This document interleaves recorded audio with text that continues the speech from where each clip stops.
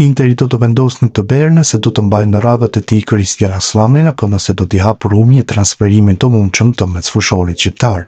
Paraqitjet e tij kanë qenë më luhatje në këtë edicion ndaj një largimi mundshëm i Aslanit nga Zikaltrit nuk duhet përjashtuar nga berë. Për futbollistin kanë shfaqur interes klube të ndryshme në Itali, pasi ai gjithsesi cilësohet si një nga mesfushorët më të mirë për rolin parambrojtjes në këtë kampionat. Mediat italiane shpjegojnë se 3 klube janë në plan të parë, mes atyre që ndjekin më me vëmendje situatën e lojtarit dhe janë gati të bëjnë një lëvizje në berë.